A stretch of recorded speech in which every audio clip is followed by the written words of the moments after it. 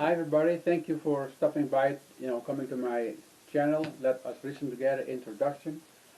I'd like to talk about something that's a little different than normal, I would say. But it's talking about actually the sons of God, but I wrote down of there Nephilim and the giants. Okay? Nephilims are giants. So let's go. I will continue with the book from Dr. Dennis G. Lindsay, okay? Lindsay. And like I said, I like what he had to say about different topics. And so let's see what he has to say about this, because talking about two seeds, okay? The history and story of the Bible is about two seeds, the seed of God and the seed of Satan. We read in Genesis chapter 3 that the seed of Satan will what? Bruise the heel of God's seed, while God's seed will crush the head of Satan's seed. As a result, the cosmic chess match of the ages began. Every advancing move Satan makes, God has a counter move that disables Satan's previous move. Eventually, God will make the final move that will checkmate his opponent, and the match will be over. I'm looking for that day, folks. What happened to Satan afterwards is simply lights out. And he forever. And you can read it in Revelation 20:10. Okay? Now, we're talking about Satan's plan about the cosmic treason. Okay? Before the king arrived on planet Earth as a newborn baby, Satan planned to bring about an overpowering deluge of wickedness in order to contaminate, okay, God's created pure seed of the Adamic race, and ultimately cause the lineage of man to cancel out God's plan to bring about the birth of Christ. Satan's purpose is what? His attempt coup was to prevent the promised Son of God from being born. It was to be through him that the seed of the woman would one day destroy Satan and all his deeds of rebellion. You can read it in Genesis 3:15. Even though we have seen the ancient Jews and Christians understood the term sons of God meant in the Old Testament, we must decide from the biblical text itself. We all understand that in the Hebrew text of Genesis 6:1-2, there is no controversy over the phrase daughter of man. They were simply female human beings. So let us explore what the Old Testament says about sons of God. We find the Hebrew word sons of God always 100% in the time, referring to angelic beings. There's no other place in the Old Testament where sons of God means something other than angelic beings. Fortunately, we have a book in the Old Testament that was written around the same period of Genesis, the book of Job. The term sons of God, now I wrote it down, B'nai Elohim, I wrote it down over there, a very beautiful word, okay? It's mentioned 3 times in Job, and each time it is used, it clearly refers to angelic beings. In Job 1:6 it says, one day the sons of God, B'nai Elohim, came to present themselves before the Lord, and Satan also came with them. And in Job 2:1 it says over there, on another day the sons of God, okay, came to present themselves before the Lord. And in Job 38:4-7, where were you? I laid the foundation of the earth. He asked that question now to Job. While the morning stars sang together, and all the sons of God, B'nai Elohim, shouted for joy. So here again is a proof the Son of God, the expression they use is angelic beings, okay? This final passage in Job is written in literally style called Hebrew parallelism, which means that the identical thing is said in two different ways, and it's very important. This means morning stars are the same as sons of God. We know that Satan once was called the morning star, Lucifer, which identify him with the angels. And when you read it in Isaiah 14:12, have everything on the board, how you have fallen from heaven, O morning star, son of the dawn. He was among the morning stars that sang for joy when God created the universe. All the angels are also called the sons of God. It seems clear then that the term sons of God, as used in Genesis, would mean angels, since Job also used this term in the same way. There are other additional passages in the Old Testament that refer to the sons of God. You can read in Psalm 29:1, excuse me. Give to the Lord, you sons of God, B'nai Elohim, give to the Lord glory and might. Also in the different translation, sometimes it says, well, another version of this passage reads is in the ISV. Ascribe to the Lord, you heavenly beings, ascribe to the Lord glory and strength. And then in Psalm 89:6 it says over there, for who is the skies can be compared to the Lord? Who among the heavenly beings is like the Lord? As one can see that these references in the Old Testament, whether the term sons of God or heavenly being is used, they both refer the angelic beings. In today's common vernacular, one might call these beings aliens or extraterrestrials.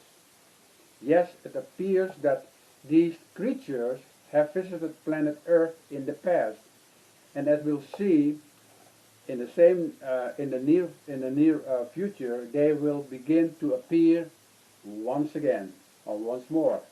It's very important to understand this, because a lot of people don't want to talk about it, and they don't study it. So let's go forward, and it says over there, what happened now with the two seeds, remember? Why did God, who rules in righteous judgment, destroy the entire world with a flood? Why a worldwide flood? Why would God choose to wipe out the entire human race?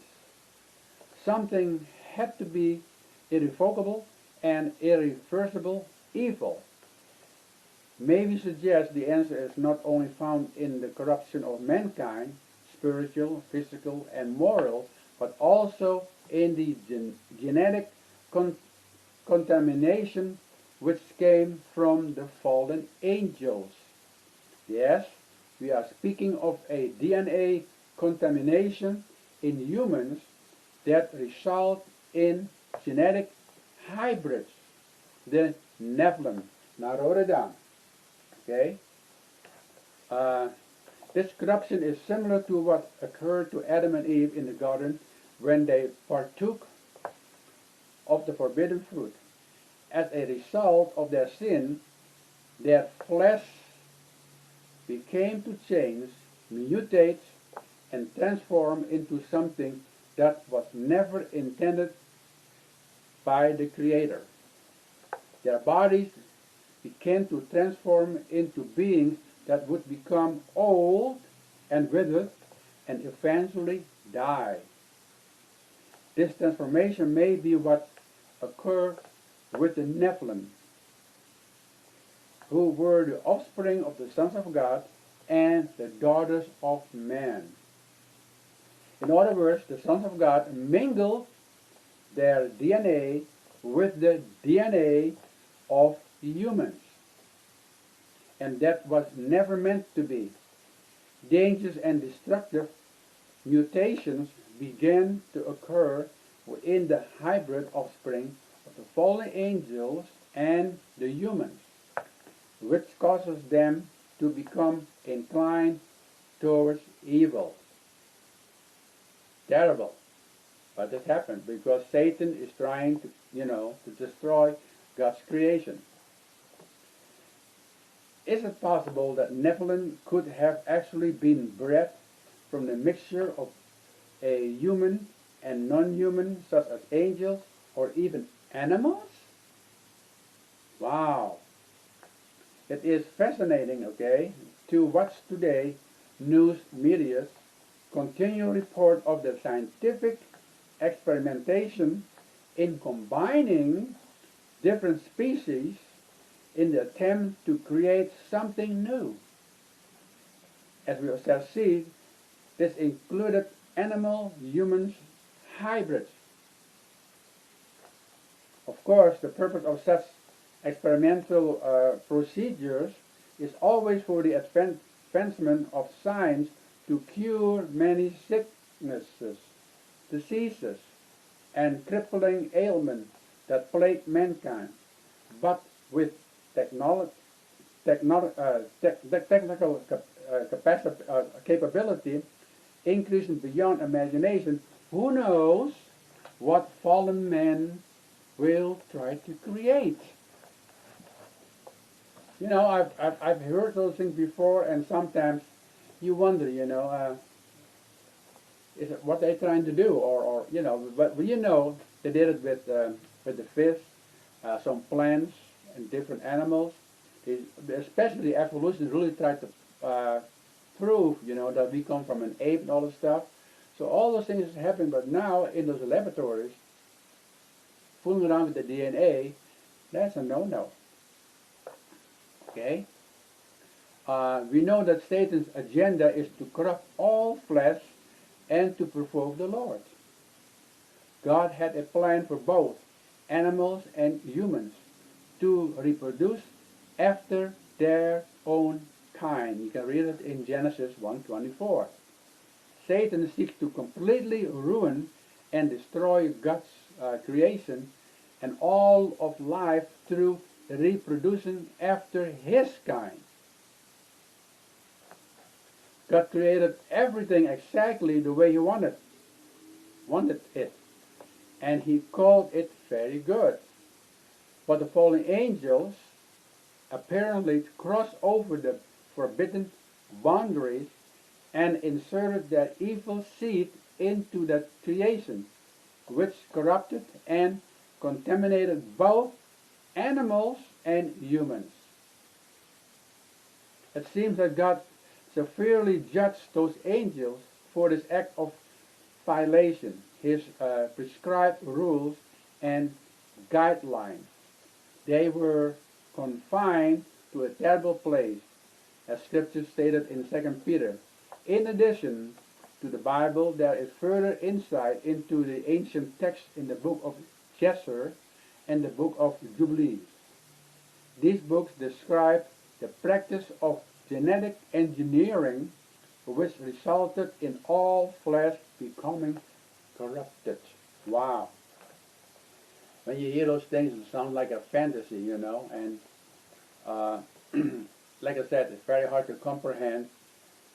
But I was thinking about the story about, when you hear about, for instance, Hitler, well, he was in the occult. And he was trying to raise what? A superhuman being, or beings.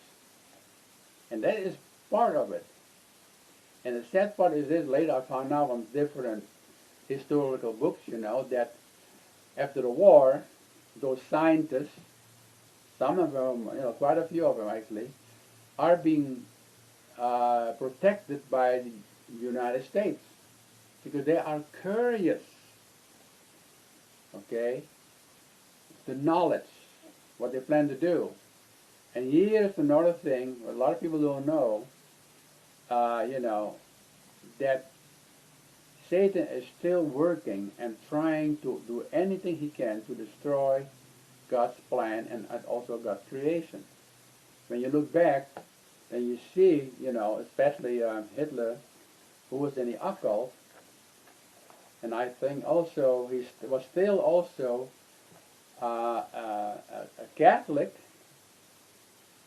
and I do know that the Jesuits, the different branch of the Catholic, they take care of more or less about the political stuff, but their thinking is really occulted, okay? That I have to say. So let's read a little bit more and see, the corruption of the free creatures, okay? In Genesis 6:19 and 20 and 7:12 to 16, we read that God commanded Noah to bring into the ark both birds and animals after their kind.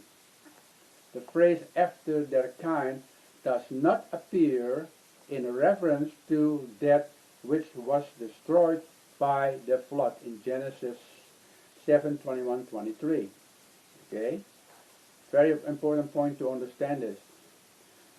Corrupting all flesh through genetic engineering and the mixing of species that create hybrids was never intended to be. The Bible reveals that God created man in his own image and likeness. Satan cannot create anything from scratch. He can only manipulate that which the Creator has already created. Satan's goal is to stop God's plan of redemption for the human race. I'm convinced, that the man says, okay, that one way Satan has attempted to achieve his goal in the past was through genetic contamination through the fallen sons of God with the daughters of man. Satan's master plan was to contaminate and destroy the path of the seed of the woman to bring forth the Son of God, born of a human for the redemption of mankind. His tampering with the human genome or chromosome was for the purpose of contaminating the bloodline of the coming Messiah and contaminates giants were and still are in his plan for the future. Look what it says again, okay? And I agree with it because I've seen and I read different books, and I was wondering, that's why, like I said, even to Christian, when you talk about the sons of God and you're talking about that those angelic beings, look down at the women, so they must be masculine, and this happened, they will even talk to me. Too many people, too many Christians are so dogmatic, and they will not investigate the Word of God in depth. And yet, when you read in Revelation what's happening with how God will allow Satan to come back, so to speak, and let him loose, and all the sicknesses and demons coming out, I think a lot of people don't, being Christian, they don't want to know, and I think, you know why? They are afraid. They fear. Okay, but I understand to a certain point, the unknown is always a little scary, okay? But in the same token, God gave us wisdom, and He told us He will protect us. In the same token, but it's up to us, are we willing to learn more what is going to happen and is going on, so that we are be able to prepare ourselves against the enemy. And yet, pastors and things will not teach that, and it's very sad. Let me finish over here a little statement again. Our 21st century civilization is being inundated by creatures created in the movie industry, beginning with what? Planet of the Apes. The creatures from Star Trek, Star Wars, Alien Nation E.T., Avatar, okay, and Almost Human, just to name a few of the multitude of half-man hybrids. Wow. These terrestrials are part human and part alien, or something in between, and are in the realm of science fiction. Yet, I maintain that these science fiction creatures are actually preparing our world to accept the real thing. Inspired by Satan, these hybrids and alien beings are definitely on the horizon, and I believe will soon be in our midst. I believe this, and that's why I share with you, this thing. Because like I said, I like the way he put things together, and it's much more. And if you really, really want to know more about giants and things like it, I will share a little bit more next time. You can get the book. It says, from Dr. Dennis and G. Lindsay, Giants, Fallen Angels, and the Return of the Nephilim. So that you can see over here maybe. There's a picture of it. Oh, there it is. That's how it will look like. You can order it, Okay, that's it over here. Yeah. So find out, because I was interested for a simple reason. The more I learn about the enemy, the better I can protect myself. That's the beauty of it. But the question is, are you willing? And don't be afraid, because fear is not from the Lord. So God gives us His word, the warning, but also His agenda, okay? And He shared with us from Genesis all the way to Revelation what will happen. And when you see those things happening, then you know that the time is short. But a lot of people, they don't want to think about it because things are going pretty smooth. But now, and this particular time we have problems with virus, may I use the word, right? So now in the whole world. Why is this? The same thing happened. Those elite people, they say, and especially in those people in England, okay, the high people, the elite people, and others, of course, in the United States also, they don't mind that a certain amount of people are being killed. And I also believe that the one world order, right? They like that. They feel, especially the old people, are in their way. Because we old people, generally speaking, we still have what old-fashioned, they call it, okay, thought and ideas, and they want to get rid of it, including myself, because I'm in that age bracket. But yet, when I study the Word of God, I get excited because God's Word is true. So He tried to tell us through His Word and prepare us and warn us. And when I read the things, what happened, what the people are doing to genetic things and fooling around with the DNA, that's why I said you want to know more about it, because there's a lot of information over here in the book, and if you want to learn more about it, it's fine. But next time I'm going to talk about a little bit about why. From the question, right? The question is this, and I had the same thing for a while, and I'll give you the answer later on. How is it possible when God created, He destroyed everything, with the flood, including the Nephilims, yet as they came back? How is it possible? You ever thought about that? And this is the beautiful part He explained, and it took me a long time to find the answer, or a satisfactory answer, okay, so to speak.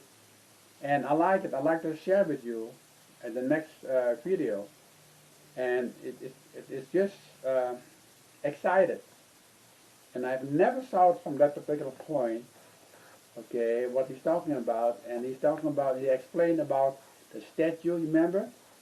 And it was made and it explained to me what the head, the breastplate, the arms, and then it comes to the legs, and then the feet, okay? So it tells you over there what? They are made of iron and clay. Now why? Next time I will share with you, like I said, I like this, the way he explained it, and it's an eye-opener, and I hope you will enjoy it, so stick with it, and see what he has to say. And now I was teaching about, Genesis 3:16, the woman's seed. He said, how is that possible? Because it takes a man, and that will determine the baby and things like it. Yet, through a miracle, Christ, was born. But why the woman's seed and not the man's seed? That is two different lines, so to speak, and yet that they are still we're not clear the problem about David's, from David's lineage. So it's exciting to me to learn more, and I want to share with you, and maybe you will understand it too.